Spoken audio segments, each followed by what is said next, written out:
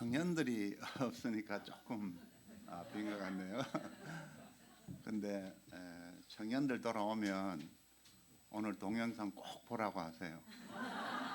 저 때문이 아니고 JBF 찬양 그리고 본 김에 말씀까지 들으라고.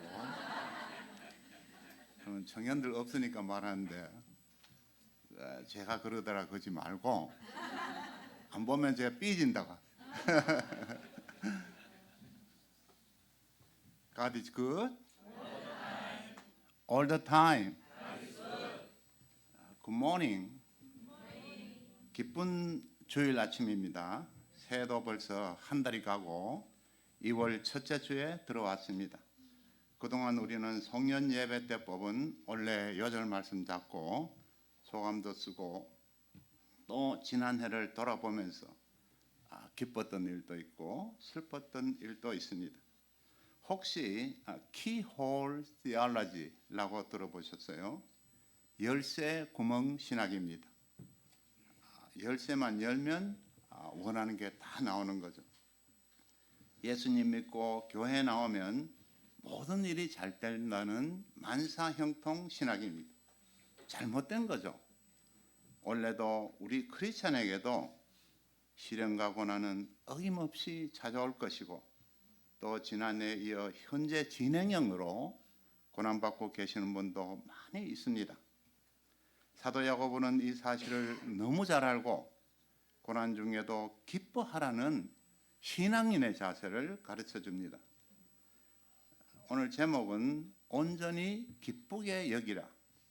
영어로는 considerably pure joy, pure. 그러니까 아주 순수하게 기뻐하라는 것이죠. 야고보서 1장 1절에서 8절, 요절 2절을 한번 읽어보겠습니다. 시작. 내 형제들아 너희가 여러 가지 시험을 당하거든 온전히 기쁘게 여기라. 제가 잠시 기도하겠습니다. 사랑과 은혜가 충만하신 주님, 거룩한 주일에 주님께 예배 드릴 수 있도록 불러주심을 감사합니다. 이 시간 주님 앞에 저희의 마음문을 열어주시고 말씀의 풍성한 은혜를 허락하여 주옵소서. 또한 전국 청년 수양에 참석한 우리 이부와 모든 청년들, 귀한 우리 청년들 기억하시고 그들 가운데도 충만한 말씀의 은혜와 감동 주시기를 주 예수님 이름으로 간절히 기도합니다. 아멘. 야고보서는 예수님의 형제 야고보가 기록한 것으로 그는 예루살렘 교회의 지도자였으며 사도행전 15장 초대교회 내에서 큰 영향력을 가진 인물이었습니다. 신약 성경의 다른 야고보들, 세베대의 아들 야고보, 제임스 더 그레이트, 알페오의 아들 야고보, 제임스 더 레스와 구별하여 주의 형제 야고보, 제임스 the brother of James, brother of Jesus입니다. 야고보는 행함이 따르는 믿음의 실천을 강조하고 있습니다. 야고보 2장 17절이 야고보서의 요절이라고 볼 수 있는데 행함이 없는 믿음은 그 자체가 죽은 것이라. 사도 바울은 로마서 1장 17절 의인은 믿음으로 말미암아 살리라 했는데 이 교리와 긴장 관계를 보이기도 합니다. 하지만 두 사도의 관점은 모순이 아니라 믿음의 두 차원, 바른 믿음의 뿌리와 바른 믿음의 열매를 각각 강조하는 것이라 할 수 있습니다. 즉 말하면 좋은 나무가 좋은 열매를 맺듯이 바른 믿음을 가지면 또 바른 열매를 맺는다는 것입니다. 삶 속에서 사랑과 실천으로 드러나는 믿음이 하나님이 기뻐하시는 믿음입니다. 오늘 말씀은 야고보가 시련 가운데 있는 성도들에게 고난을 기쁨으로 견딤으로 성숙한 신앙의 열매를 맺도록 권면하는 말씀입니다. 그래서 말씀을 통해서 우리가 많은 고난을 받지만 정말 힘든 일도 많지만 그 가운데서도 기쁨의 삶을 영위할 수 있는 비밀을 깨달을 수 있기를 기도합니다. 첫째, 인내를 온전히 이루라. 1절을 한번 함께 읽어보겠습니다. 시작. 하나님과 주 예수 그리스도의 종 야고보는 흩어져 있는 12지파. 야고보는 요한복음 7장 5절에 따르면 예수님을 믿지 않았습니다. 부활하신 예수님을 만난 이후 고린도전서 15장 7절에 사도가 되었습니다. 그는 예수님의 이복 동생이지만 형님 찬스를 쓰며 으쓱대지 않습니다. 오히려 그는 자기 소개를 나는 하나님과 주 예수 그리스도의 종이라고 소개합니다. 그의 별명이 Old Camel Knees, 무릎이 늙은 낙타처럼 굳을 정도로 기도에 힘쓴 종으로 알려져 있고, 또 James the Just 라고 불릴 정도로 거룩한 의인이며, 그의 별명대로 죽음도 AD 66년경에 성전 꼭대기에서 밀어 떨어뜨렸으나 죽지 않았습니다. 그러나 그는 목숨을 구걸하지 않고 몽둥이로 맞아 죽었다는 설이 있습니다. 그러면 수신자는 누구입니까? 흩어진 12지파, 즉 당시 박해로 인해 각 지역에 흩어져 살던 유대 그리스도인들을 가리킵니다.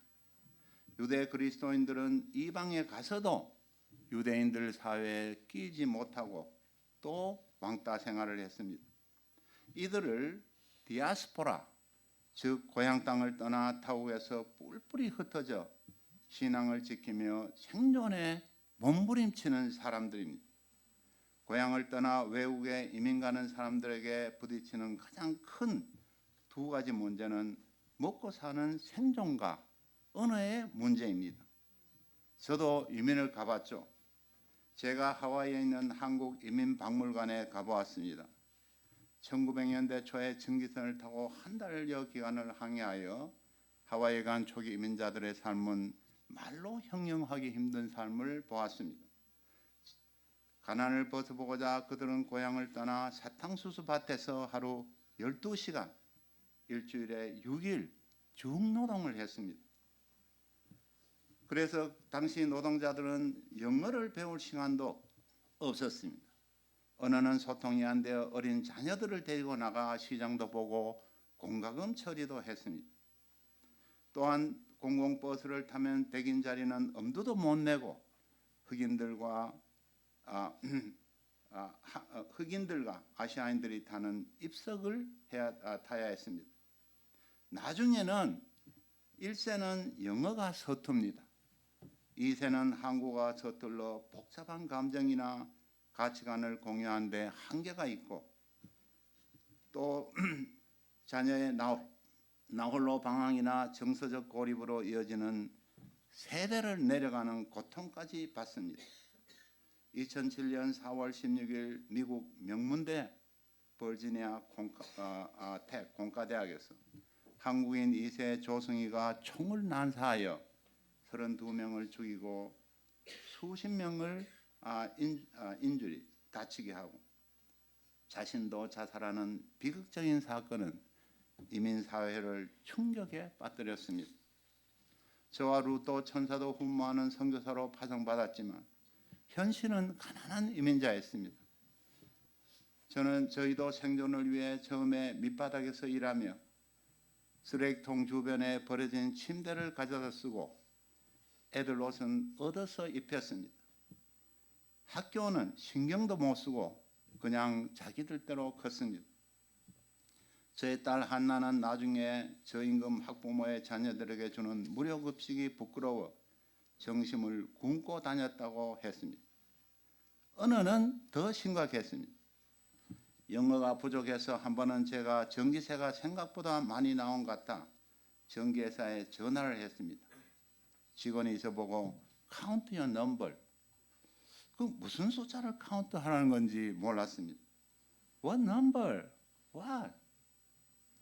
되물었더니 그는 신경질이 났던지 count your number 하고 소리 질렀습니다. 무슨 수를 세라는 건지 아시겠죠? account number입니다. A가 제게는 들리지 않았던 거죠. 고지서 계좌번호를 줘야 자기가 알아보겠다는 겁니다. 이런 경험 한번 하면 다시는 영어하고 싶은 마음 사라집니다. 그래도 또 해야 되고 또 굴욕을 겪어야 합니다. 다행히 리스닝은 제 와이프 루시 잘 들어서 지금까지도 저는 와이프에게 의존합니다. 누가 전화 오면 받아봐. 이민자들은 밑바닥 직장은 물론이지만 설사 전문직 상류층 직업 가진 분도 많죠. 우리 선교사님들 중에도 교수님도 많고 박사님도 많습니다. 그러나 어차피 소수민족입니다. 혹시 이민 일세로 캘리포니아에서 당선된 김창준 의원을 아시는지? 대단한 인물이죠. 그러나 인터뷰에서 자신은 워싱턴 정가에 올라가면 얼마나 왕따였는가, 얼마나 외로웠는가 고백했습니다. 그래서 이민자들의 삶을 marginalized life, 변두리 인생이라고 부르죠. 선진국일수록 더 피부에 와 다가옵니다. 우리는 고향에 살고 있습니다. 제가 한국에서 와 살아보니 저는 목사님들에게 이야기합니다. 한국이 가장 좋은 나라입니다. 여러 나라를 다녀봤지만 한국이 가장 좋습니다. I'm serious. 정말입니다. 그러나 크리스찬의 삶은 이 세상에서 스피리추얼 디아스포라입니다. 우리 가운데도 교회 다닌다는 이유로 제사겁으로 가정과 집안에서 혹은 회식이나 음주겁으로 직장에서 따돌림을 당하고 핍박을 받은 간증을 많이 듣습니다. 보아스 목사님도 부모님과 제사 문제로 오랫동안 갈등을 겪었다고 들었습니다. 청년 목사들이 직장에서 회식을 하는데 혼자 기도하기가 쑥스러워 기도를 생략하고 또 크리스찬이라고 이분 말하지 않았다고 고백하며 회개하는 간증도 종종 듣습니다. 어떤 때는 그냥 타협하고 좋은 게 좋다고 어려운 고비를 쉽게 넘어가고 싶은 유혹도 받습니다. 저도 초창기 애리조나에서 가장 큰 교회 목사님으로부터 국제결혼 부부들 약 7, 80명 되는데 맡아서 설교해주고 신학을 하여 함께 교회 역사 선교단을 제안을 받았습니다. 그때는 한 3, 4년 뒤인데 제가 영어 잘하는지 어떻게 알았는지 영어 설교를 사실은 영어를 못하는데 제안을 받았습니다. 가정교회로 외로웠던 저에겐 참으로 쉬운 길이었습니다. 그리고 목회자라는 존경은 보너스 같았습니다. 그때 쉬운 길 찾아갔으면 지금 우리 귀한 이부 식구들 못 볼 것을 생각하니 아찔합니다. 예수님을 부인하면 바로 정든 고향으로 돌아갈 수 있었던 당시 유대 그리스도인들이 신앙을 지키기 위해 처절하게 외로운 삶을 살듯이 우리도 이 땅에서 왕따의 삶을 사는 외로운 나그네 디아스포라입니다. 힘든 삶을 살고 있는 그들에게 야고보의 첫 마디가 무엇입니까? 2절을 한번 읽어보겠습니다. 시작.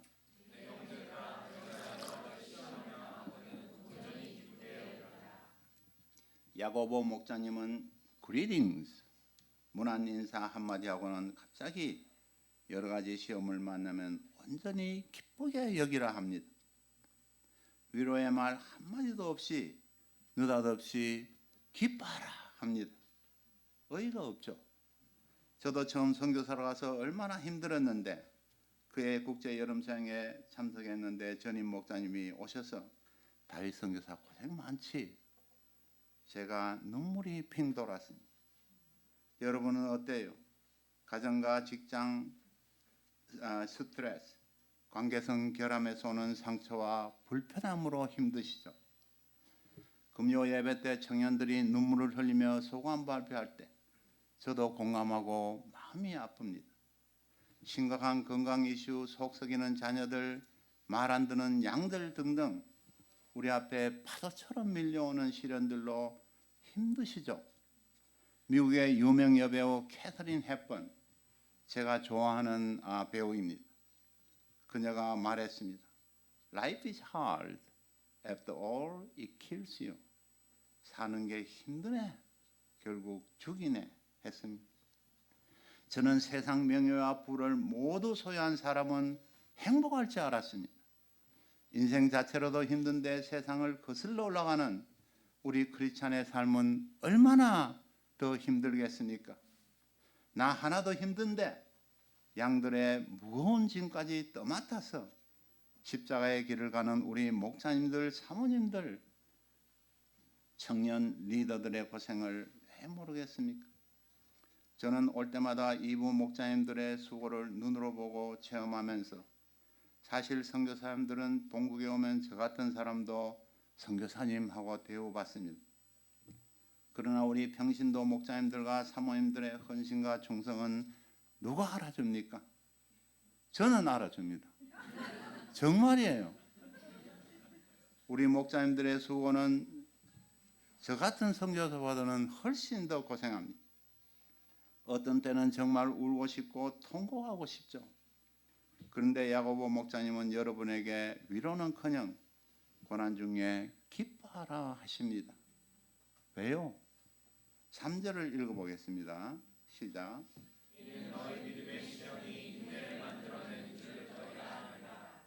야고보는 너희 믿음의 시련이 인내를 만들어내기 때문이라고 합니다.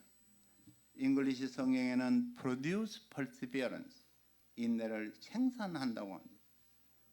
인내는 그리스어로 히포모네, 히포는 아래, 모네는 견디다입니다. 아래에서 떠받치고 견디는 것입니다. 아래에서 떠받치고 견디는 운동이 있죠. 역도입니다. 역도하면 누가 생각납니까? 저는 장미란 선수를 생각했습니다. 그녀는 역기를 들고 버티면서 인내를 생산해냈습니다. 베이징 올림픽 사진인데 얼마나 힘들게 버티고 있는지 보이시죠? 그녀는 버티어서 2004년 에덴스 올림픽 은메달, 2008년 베이징 올림픽 금메달, 또 세계 각종 대회에서 우승한 한국의 자랑스러운 크리스찬 선수라고 들었습니다. 버티는 것이 인내를 생산합니다. 그러면 우리가 인내를 생산해야 하는 이유는 무엇입니까? 그냥 되는 대로 타협하고 물 흐른 대로 편하게 살지 꼭 목자로 선교사로 살아야 하나 하는 의문이 생깁니다. 야고보가 답을 줍니다. 4절을 읽어보겠습니다. 시작.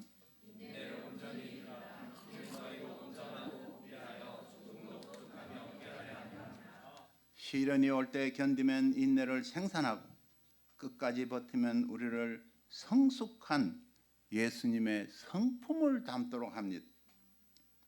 그것이 우리의 금메달입니다. 신앙은 이것이 하나님이 주시는 시련을 주시는 이유이고 버티면서도 기뻐해야 하는 이유입니다. 금메달이 기다리고 있기 때문이죠. 그러나 신앙은 그냥 있는 자리에서 닥친 대로 버티고 껄끄러운 가족과 비판하는 직장 상사, 스트레스는 친구들과 고집부리는 뿔난 양들, 말 안 듣는 자녀와 찢고 뽑고 하면서도 버티는 것입니다. 과거의 상처, 트라우마, 현재 건강 문제 힘드시죠? 버티시고 포기하지만 마세요. 저는 제가 암이 걸렸을 때 시한부 인생 판정을 받았습니다. 그러나 주님 안에서 버티었을 때 주님께서 주님의 성품을 조금 닮은 사람으로 성장했습니다. 목자님들 힘드시면 목자님들, 사모님들 찾아가서 억울한 것 하소연도 하고 체면 생각지 말고 눈물 콧물 짜면서 울고 불고 하면서도 버티십시오. 제가 2014년 가을에 처음으로 2부의 요한복음 3장 16절 말씀으로 그때 누가 목사님께서 부탁해서 특강을 했습니다. 영광이었습니다. 그때 레베카 사모님은 2부 스탠 목사님 사모님, 교수님 사모님으로 저는 상상을 이분은 거룩하고 고상한 분이라고 생각했습니다. 근데 이분을 점점 알아가면서 참으로 잘 버티시는 분임을 배웠습니다.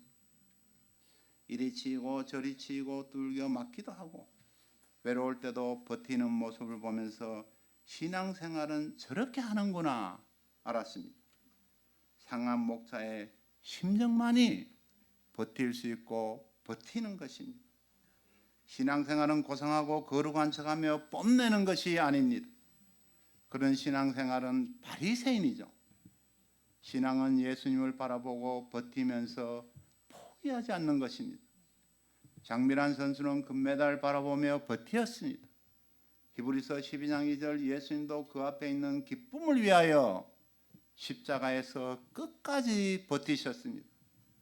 버티면 금메달, 포기하면 노메달입니다. 예수님 성품이라는 금메달을 바라보면 어떤 시련도 기쁘게 감당할 수 있습니다. 우리가 그 금메달을 따면 정말 행복하고 아무런 욕심도 없어집니다. 왜냐하면 하나님은 그의 사랑한 자들을 완성품을 만들고자 힘든 고난을 주시는 것입니다. 내 고난은 다른 사람들과 다르다고요? 너무 힘들어서 버틸 수 없다고요? 성경에서 가장 많이 고난받은 욥과 요셉을 생각해 보십시오. 우리 중에 누가 이만큼 고난을 받았습니까?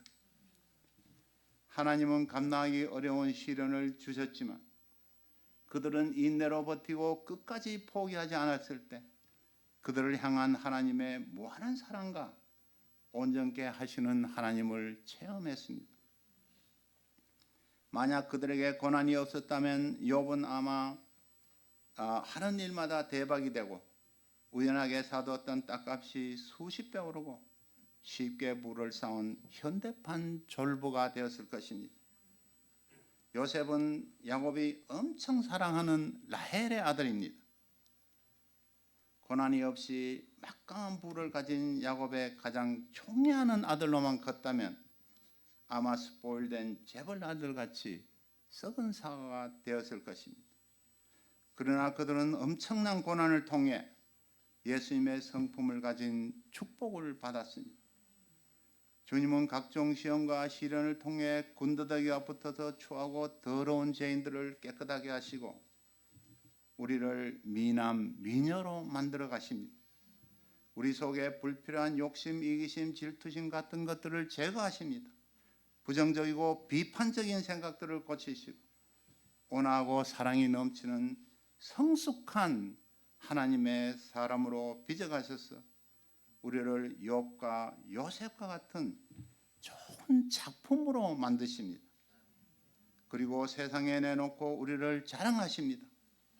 보라 나의 작품 아담 이브의 든든한 목자들, 아름다운 사모들, 멋있는 청년들, 예수님 닮은 여론을 보고 주님은 자랑스럽게 여기고 기뻐하십니다. How beautiful you are. I am proud of you. I am very pleased with you. Super proud of you. 하십니다. 둘째, 믿음으로 구하고 의심하지 말라. 5절을 읽어보겠습니다. 시작.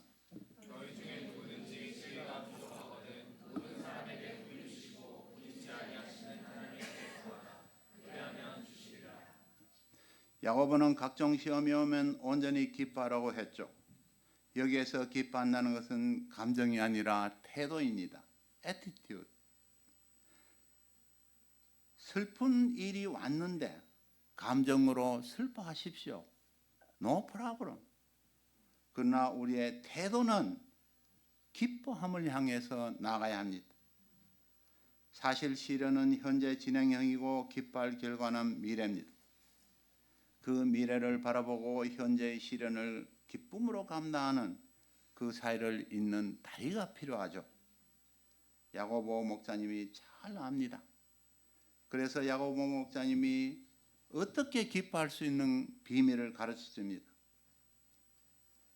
야고보 목사님이 나쁜 일에도 기쁜 일에도 항상 얼굴이 밝고 긍정적인 태도를 가질 수 있는 것은 하나님께 지혜를 구하라입니다. 지혜는 하나님으로부터 옵니다. 지혜를 많이 받은 우리 지혜 사모님의 이름이 지혜입니다.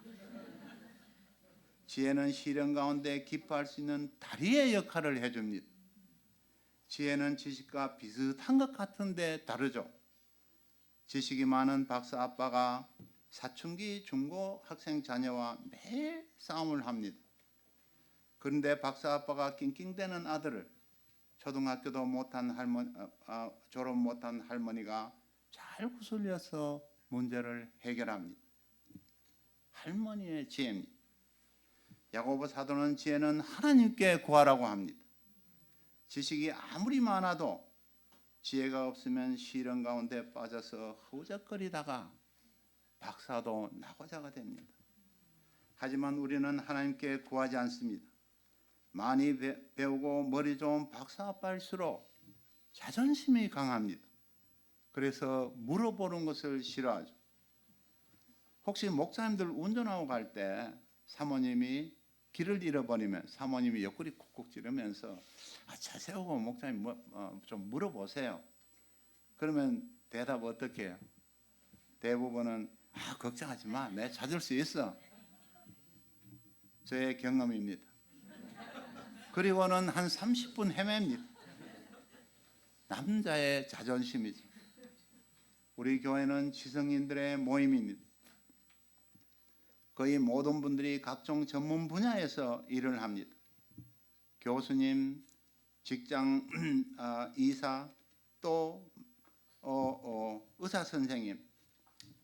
그러나 많이 배울수록 자신을 더 의지합니다.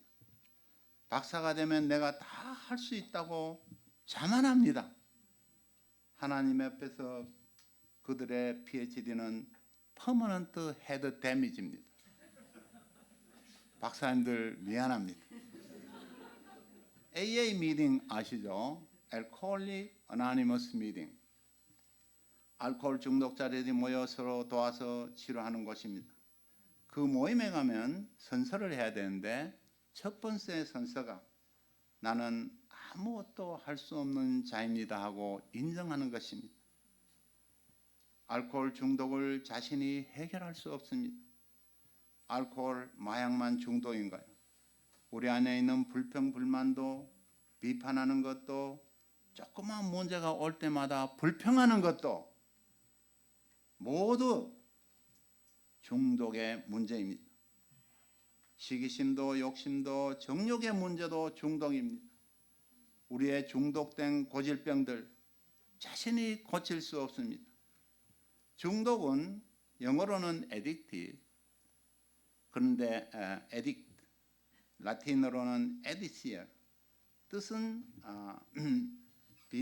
빚 때문에 자신의 몸을 채권자에게 양도하는 노예 상태가 된 것입니다. 노예가 자신을 해방시킬 수 없듯이 우리의 중독 문제도 자신이 해결할 능력이 없습니다. 박 박사도 자신의 문제는 해결 못합니다.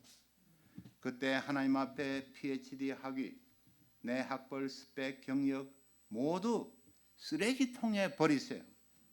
사도 바울은 그들을 모두 트래시, 러비시라고 했습니다. 주님 앞에 모든 것을 버리고 항복하고 손들고 나와 구하는 자세가 우리의 문제의 실마리를 푸는 첫 단추가 되는 것입니다. 주님은 구하는 자에게 지혜를 주십니다. 그러면 지혜를 주시는 하나님은 어떤 분이십니까? 모든 사람에게 후히 주십니다. 요즘에 식료품 과자빵 값은 같은데 양이 줄었다고 들었습니다. 인색하고 약삭 바른 상인들의 상술입니다. 물론 좋은 상인도 많고 좋은 회사도 많습니다. 그러나 많은 상인들의 매너는 자기 이익만 취하고 돈만 벌면 됩니다. 하지만 하나님은 다릅니다. 하나님은 후히 주십니다. 여러분이 어떤 정육점에 가서 주인에게 고기 한 근만 주세요 했습니다. 그 주인이 칼로 고기를 조심스럽게 잘라서 달라보니 몇 그램 모자랍니다. 그 주인은 조금 더 보태서 한 근을 맞추려고 합니다. 고기를 자르는 손이 바르르 떨립니다. 세상의 매너죠. 하지만 하나님은 자네 안 하면 이거 홍이상 목자네. 다둥이 아빠구만. 한근 갖고 누구 코에 붙이나 하면서 고기를 툭 잘라줘서 줍니다. 집에 와 보니 한근값 페이했는데 10건이 넘습니다. 그런데 여경이 아빠 비전 목사님이 갔습니다. 자네는 내 20건 툭 잘라줬는데 20건입니다. 왜요? 하니까 지금 부모님 간호하시느라 수고한다고. 마르코 목사님이 저는요 하니까 에라 30건. 왜요? 하니까 나 모르겠는데 그냥 주는 겁니다. 베푸시는 거죠. 만재 목사님, 갈래 목사님 쭉쭉 따라갔는데 모두 10건씩 더 붙였어요. 100건. 에라 모르겠다 다 나갔으니까 내 아들까지 가져라. 하나님은 자기 아들까지 주신 겁니다. 우리를 위해서 모든 것을 주신 겁니다. 전부 다 정육점 팔아치워버리고 자기 독생자 아들까지 우리에게 주시는, 베푸시는 하나님, 레비시 하나님입니다. 저는 영어 동사 레비시를 좋아합니다. 그래서 요한일서 3장 1절 보라 아버지께서 어떠한 사랑을 우리에게 베푸사가 레비시입니다. 모든 것을 주시는 하나님이죠. 자격도 없는데 내가 너에게 왜 이걸 주는지도 모르겠는데 주시는 겁니다. 하나님은 후히 베푸시는 레비시 하나님. 이것이 하나님의 매너입니다. 이는 manner of Korea 아닙니다. manner of China, manner of USA, never. 이것은 manner of Kingdom of God입니다. 로마서 8장 32절 아들을 우리를 위해 아끼지 않으신 분이 무엇을 더 아끼겠습니까? 로마서 8장 우리 암송했지 않습니까? 아들을 우리를 위해 주신 아끼지 않으신 분이 무엇을 아끼겠습니까? 제너러스 하나님은 후히 주십니다. 또한 꾸짖지 아니하십니다. 요즘은 달나라 별나라를 넘은 IT의 시대입니다. 이런 시대에 뉴스를 보면 관상 보고 점치는 집이 늘어가고 있다고 합니다. 수입이 좋으니 명문대 출신 점쟁이도 많아집니다. 우리 인간이 얼마나 죄와 벌의 잘못된 생각에 잡혀 있는지 보여줍니다. 집안에 나쁜 일이 생기면 내가 뭔 죄를 저질렀지 신이 노했나 하면서 무당을 불러다가 액땜한다고 굿을 펼칩니다. 무당은 100만 원 죄는 올려야지 아니면 더 나쁜 일이 온다는 말에 그 인색한 사람이 100만 원 더하기 10만 원 더 붙여줍니다. 우리는 어때요? 혹시 우리도 내면에 그런 무속적인 사고에 물들어 있는지는 아닌지요? 점쟁이는 찾아가지 않지만 뭐가 잘못되면 아이고 내가 뭘 잘못했지. 자녀들 원하는 대학 못 가고 양이 성경 공부 그만하고 싶다고 하고 직장에서 승진은커녕 해고되고 그러면 하나님이 하나셨는가 보다 하고 힘들어합니다. 좀 더 심각한 건강 문제, 부모님이 아프고 암 진단이라도 받고 그런 큰 일이 자신에게 일어나면 하나님이 내게 정말 하나셨구나 아예 야구방망이로 패시네. 우리 하나님은 그런 분이 아닙니다. 여러분이 잘못해서 고난을 주는 것이 아닙니다. 야고보 목사님은 꾸짖지 아니하신다고 했습니다. 영어로는 without finding fault, 따라다니면서 잘못을 하나하나 찾는 분이 아니라는 거죠. 물론 여러분 잘못합니다. 그러나 하나님은 인내하십니다. 하나하나 찾아서 그때마다 때리고 패고 또 못살게 하는 그런 분이 아닙니다. 만약 그런 하나님이라면 여기 지금 누가 성한 몸으로 예배 보러 올 수 있습니까? 붕대로 머리 메고 목발 짚고 팔다리 기부스하고 가장 착하다고 하는 미금 사모님은 조그만한요 손가락에 아마 다쳐가 올 겁니다.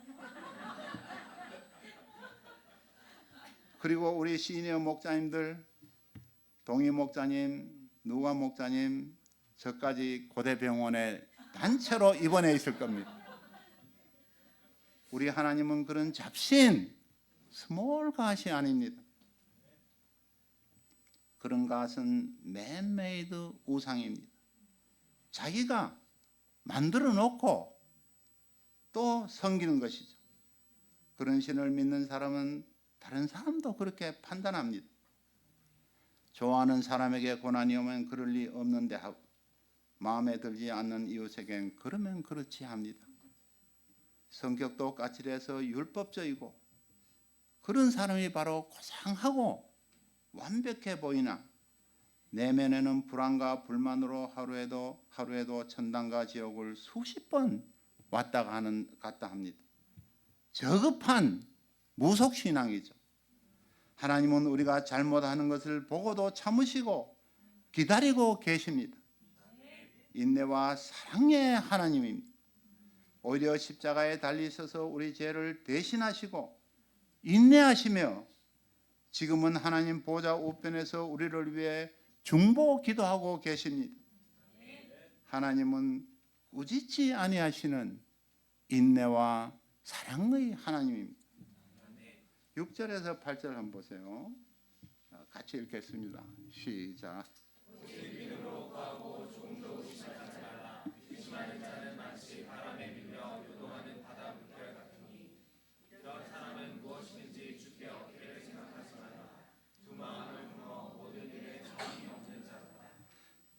시련 가운데 기쁨으로 살고자 하는 우리를 방해하는 것은 야고보 목자님이 자신의 의심이라고 합니다. 다른 사람 핑계 댈 것 없이 변명할 필요 없이 바로 당신의 의심이라고 하는 것입니다. 오직 믿음으로 구해야 하는데 마음 한쪽으로는 될까 하고 의심한다면 그 기도는 바람에 밀려 흔들리는 파도와 같고 공중에 흩어지는 메아리와 같습니다. 기도는 하나님과 거래하는 것이 아니기 때문입니다. 그는 아무것도 하나님께 기대하지 말아야 합니다.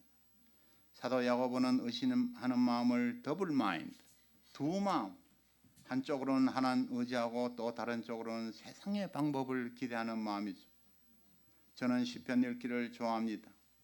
한국 며느리들은 시금치도 안 먹고 시편도 안 읽는다 하더라고요. 시편을 읽으면 다윗도 기다리는 게 힘들어 How long이라는 표현이 자주 나옵니다.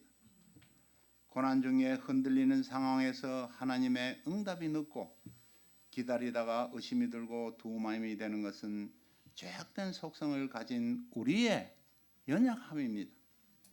누가 두마음 품지 않은 사람 있겠습니까? 그래서 기다리지 못하고 세상 기웃거리며 방법을 찾고 하나님께 기도도 합니다. 그러나 이것은 우리가 철저히 회개해야 될 문제입니다. 두마음이 들면 회개해야 됩니다. 두마음이 드는 것을 우리가 어떻게 막을 수가 없습니다. 그러나 우리가 그때마다 회개해야 합니다. 이는 주님을 전적으로 믿지 못하는 태도이죠. 또한 하나님이 극히 싫어하시는 것입니다. 이런 사람은 무엇을 하든지 일에 정함이 없이 불안해합니다. 그래서 다윗도 기다리다가 How long? 하나님 얼마나 더 기다려야 하나요? 하고 울부짖었습니다. 그러나 시편 62편 1절 2절에서 다윗은 하나님을 신뢰하는 시를 썼습니다. 여러분이 시편 3편을 읽어보면 다윗은 같은 배경 압살롬 아들이 반역을 했을 때 How long?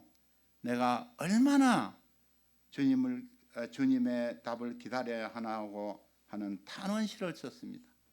그러나 그는 회개하고 62편에서 하나님을 신뢰하는 시를 쓴 겁니다. 그때 그의 고백이 나의 영혼이 잠잠히 하나님만 바라며 나의 구원이 그에게서 나오는도다.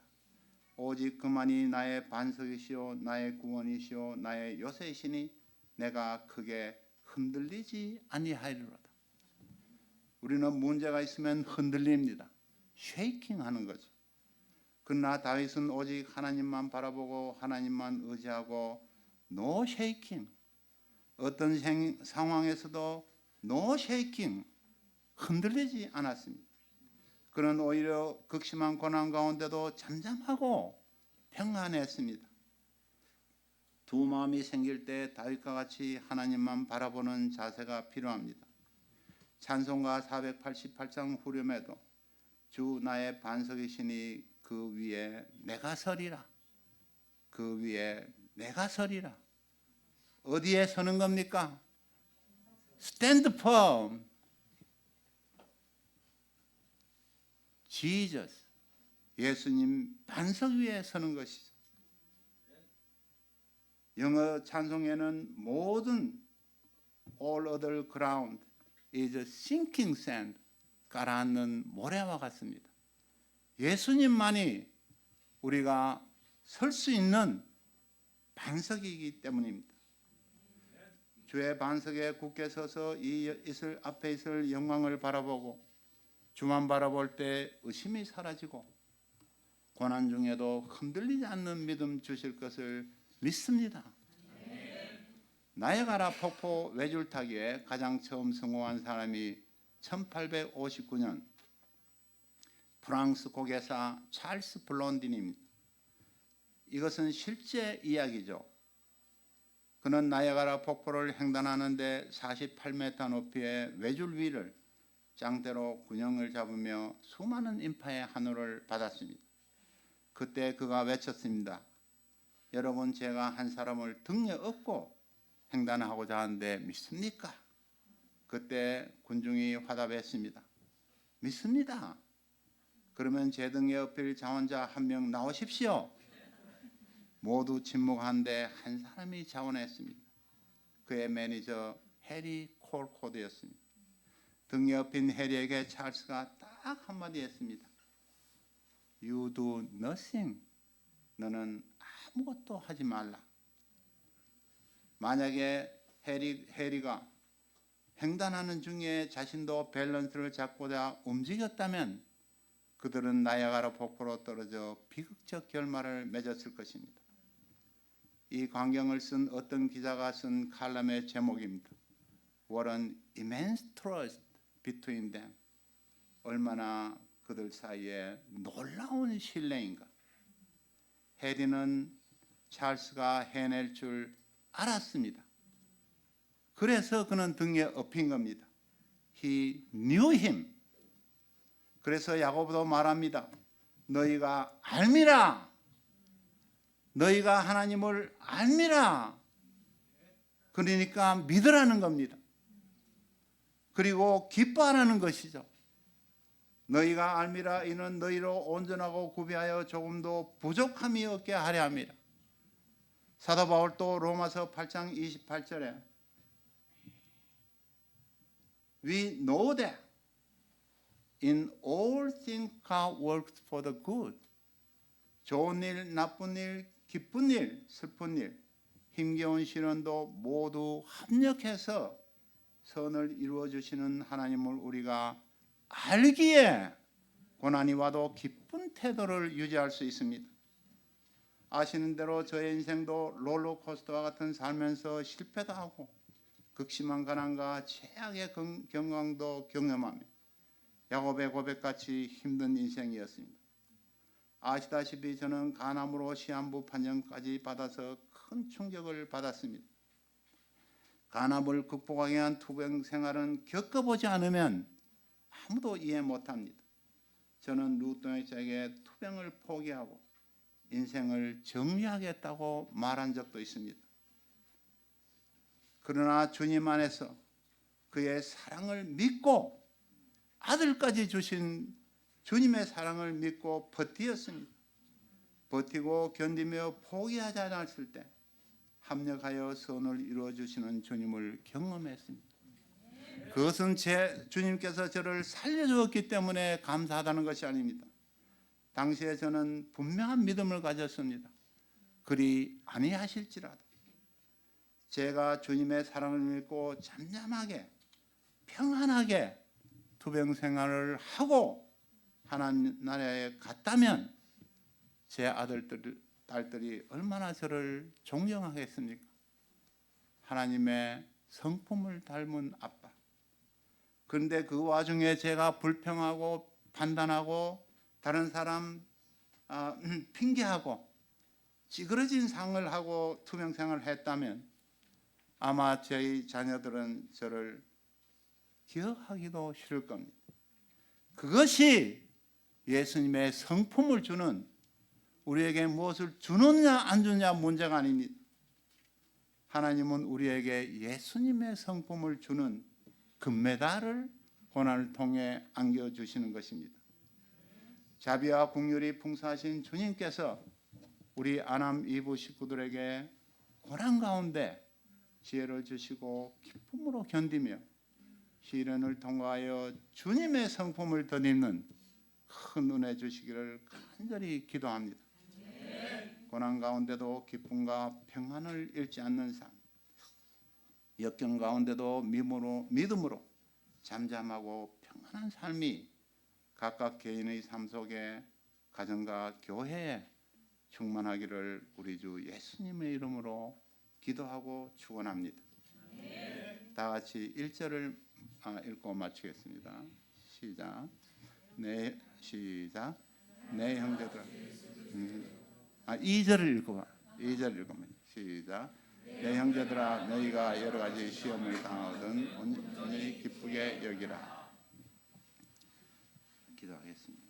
자비와 은혜의 주님, 긍휼을 베푸셔서 여러 가지 시험을 당하고 사는 우리 삶 속에서 기쁨의 삶을 가하시며 견디는 힘을 주시고 부족함이 없고 온전한 예수님 성품 닮은 저희를 만들어 주옵소서. 우리의 힘이 하나님의 사랑, 정육점 정도가 아니라 정말 아들까지, 독생자 아들까지 우리를 위해 주신 주님의 사랑 안에서 믿음으로 버티고 견디는 신앙 갖게 하여 주옵소서.